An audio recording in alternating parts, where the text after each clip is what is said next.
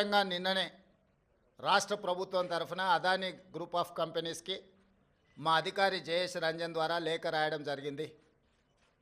జరుగుతున్న వివాదాలు, ఆరోపణలు, రకరకాల పరిస్థితుల వల్ల తెలంగాణ రాష్ట్ర ప్రభుత్వం మీరు ముందుకు వచ్చి ఉదారంగా తెలంగాణ యంగ్ ఇండియా స్కిల్స్ యూనివర్సిటీకి ఇస్తాన్న 100 కోట్ల రూపాయలను తెలంగాణ రాష్ట్ర ప్రభుత్వము స్వీకరించడానికి సిద్ధంగా లేదు. కాబట్టి దయచేసి మీ 100 కోట్ల రూపాయలను యంగ్ ఇండియా స్కిల్స్ యూనివర్సిటీకి బదిలీ చేయొద్దు అని చెప్పి విస్పష్టంగా వారికి లేఖ రాయడం జరిగింది. నిన్న మొన్ననే 80B కింద రాష్ట్ర ప్రభుత్వానికి యంగ్ ఇండియా స్కిల్స్ యూనివర్సిటీకి అనుమతి ఇవ్వడం జరిగింది. ఇప్పటి వరకు ఏ సంస్థ నుంచి కూడా తెలంగాణ రాష్ట్ర ప్రభుత్వం తన ఖాతాలోకి ₹1 కూడా తీసుకోలేదు, ఇంక్లూడింగ్ అదానీ. అయితే అనవసరమైన చర్చలలో తెలంగాణ ప్రతిష్ట కానీ, వ్యక్తిగతంగా నా గురించి చర్చ జరగడం, మా మంత్రివర్గ సహచరులకు నాకు ఎలాంటి సుతారము ఇష్టం లేదు. అందుకే స్పష్టంగా నిన్ననే రాష్ట్ర ప్రభుత్వం తరఫున అదానీ గ్రూప్ ఆఫ్ కంపెనీస్కి మా అధికారి జయేష్ రంజన్ ద్వారా లేఖ రాయడం జరిగింది.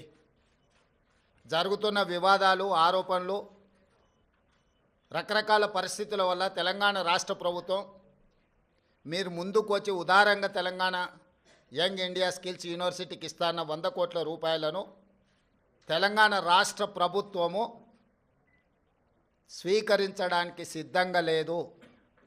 కాబట్టి దయచేసి మీ 100 కోట్ల రూపాయలను యంగ్ ఇండియా స్కిల్స్ యూనివర్సిటీకి బదిలీ చేయొద్దు అని చెప్పి విస్పష్టంగా వారికి లేఖ రాయడం జరిగింది. రాహుల్ గాంధీ గారు కూడా విస్పష్టంగా ఒక అంశాన్ని ప్రస్తావించారు.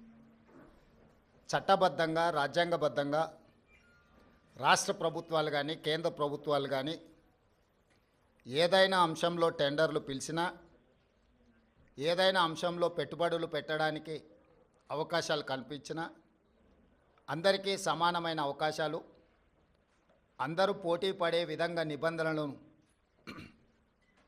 తయారు చేసి నిబంధనల మేరకు టెండర్లను నిర్వహించి అందులో ఎవరు ఆ టెండర్లలో రాణిస్తే వాళ్లకు కాంట్రాక్ట్లు ఇవ్వడం కానీ, లేదా ఏదైనా పనులను కేటాయించడం కానీ,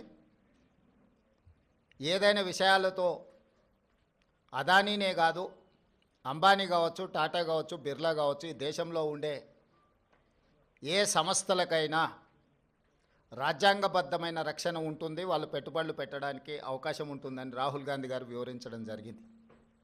అయినా అందుకే ఎన్నిసార్లైనా వెళ్తాము ఢిల్లీకి, తప్పకుండా ఢిల్లీ నుంచి రాబట్టుకోవాల్సిన నిధులను అన్నిటినీ రాబట్టుకుంటాము. అప్పుడే తెలంగాణ రాష్ట్రం అభివృద్ధి జరుగుతుంది, తెలంగాణ రాష్ట్ర హక్కులను మనం కాపాడిన వాళ్ళం అవుతాము.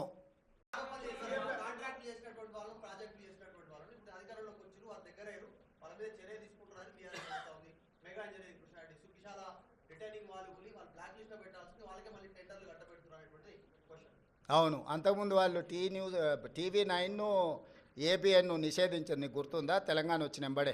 ఇప్పుడు ఏం చేద్దాం చెప్పు. ప్రజాస్వామ్యంలో ప్రతిదానికి ఒక విధానం ఉంటుంది. వాడోడో ఎల్లయ్య పుల్లయ్య బోడిగాడు ఏదో చెప్పిండని చెప్పి అట్లా వ్యవహరించదు ప్రభుత్వం. ఏది వ్యవహరించాలన్నా రాజ్యాంగ పరిధికి లోబడే వ్యవహరిస్తుంది. ఇవాళ విచారణ వచ్చిన దానికి విచారణ ఎదుర్కోకుండా ఏందేందో వాదనలు తీసుకొస్తారు.